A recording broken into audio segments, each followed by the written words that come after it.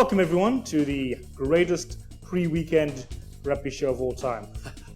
It's ripping off the greatest rugby, the greatest rugby company of all time. It turned out to be extremely terrible, but we're not going to be like that.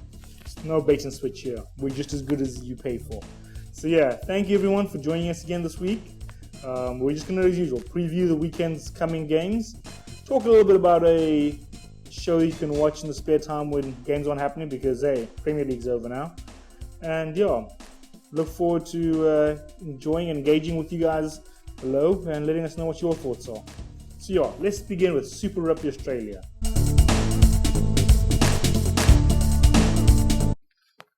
Alrighty, two dynamic games coming up this weekend with the Force versus the Rebels and the Brumbies versus the Reds. So yeah, for the first game with the Force versus the Rebels, I want little Jason to come through and tell us what's going to be going on there. Go for it, Jason. We start this weekend of Super Rugby Australia with the Western Force versus Rebels, and make no mistake about it, this is going to be a grudge match. Back in 2017, it was between these two sides to see who was going to be cut from Super Rugby Australia. And you could argue the Rebels deserved to be cut more. They were the new kids on the block. They weren't as consistent, but in the end, the Force were cut. And there was a strong message throughout the squad of the Western Force saying, coaching staff and players saying, we're not going to go to the Rebels, we're going to stick together, we're going to march on forward. That didn't last long. Coach Dave Vessels and at least 12 players moved across from the Western Force to the Rebels. So Western Force had to go through a big rebuild because of that, and make no mistake, because of that, there's going to be a lot of bad blood in this match. Moving on to point number 2, there was some team shake-ups going into this match. So Western Force are bringing in experienced centre partnership, Godwin and Kahui. Captain and Prize also back, which is going to be big for them. Within the Rebels team, there's been a bit of backline shake-up because of Haley Petty being injured, but the most important point for me is Naisarani's return after a long injury. He is my player to watch. I'm looking forward to seeing him running with the ball again, so that's going to be good. Going to predictions, I think it's going to be a hard, intense match, but in the end, I do think the Rebels are going to come out on top. My personal pick is the Rebels by 6. Oh, okay. Thanks, Jason. Well, sounding like $1 million over there. All right, Duke, you let us know what's going to be happening between the Brumbies and the Reds. So, we've got the Brumbies versus the Reds on Saturday. Right, let's take a look at a couple of things that might be important for this match to take into consideration. So the first big glaring one is, Tate McDermott is trying bench for this game. A little bit unexpected. He, has been the form 9 in Australia, but now Brad Thorne has decided to change things up a little bit and bench him for this match. You got to ask a little bit. There's a bit of a tactical aspect to this, and is it going to work out, or might they regret having McDermott on the bench and not give him a lot of time to come through and do his thing? Other thing to keep in mind on it, right, is going to be the forward battle, right? So Reds have shown so far that they have a dominant scrum, but at the same time, the Brumbies, last couple of years, they've always shown their forwards are up for the challenge and they play very smart with their forwards. So I'm interested to see how this battle is going to go up front, and it could be the deciding factor for this, especially if it comes down to kicking. Forwards are going to be instrumental to get those penalties. Right, and then just something to keep in mind for this. Alright, so this is kind of the battle of the unbeaten. Both teams are unbeaten in the competition so far. However, if you look at their head-to-head stats, the Brumbies have won 7 from the last 10. So clearly they are favourites. And the stats kind of do show that, at home they are very difficult to beat within Australia.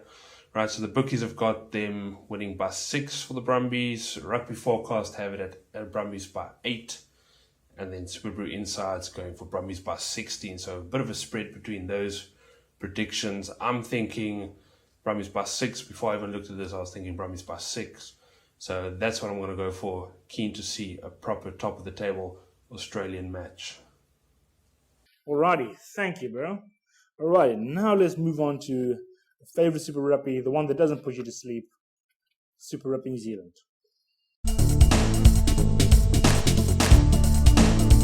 Alrighty, 2 big clashes again here.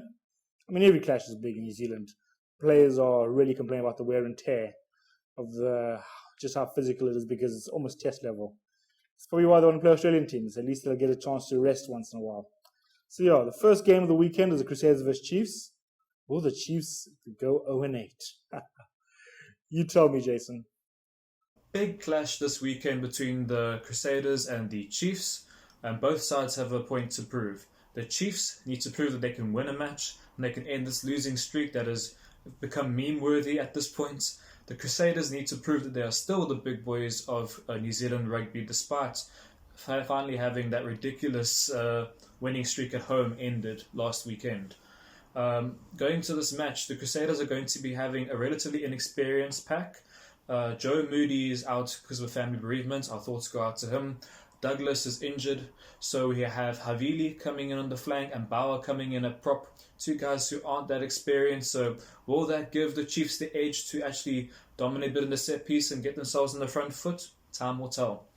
Moving to the third point, can Cruden make the difference? So Cruden has finally been given the start to get his 100th cap for the Chiefs and for Super Rugby. Coming off the bench past few weeks, you can see he's been a bit frustrated. I'm hoping that his experience and playmaking ability is going to help put this Chiefs side on the front foot, but then again, time will only tell. He is my player to watch this weekend, but going to the predictions now, I think the Crusaders are going to come back hard and they're going to win this match. I don't think it's going to be as close as most people think. I'm picking the Crusaders by 10. Okay, thanks, bro. That's a good one. So now we get on to the one where I will be reviewing this week. So let's go for it. The Highlanders versus the Blues. Okay, Highlanders versus Blues. Two real big things. A, the Battle of the Lucies. Papalili and Hunt will be going against each other. Frizzell will also be in the mix.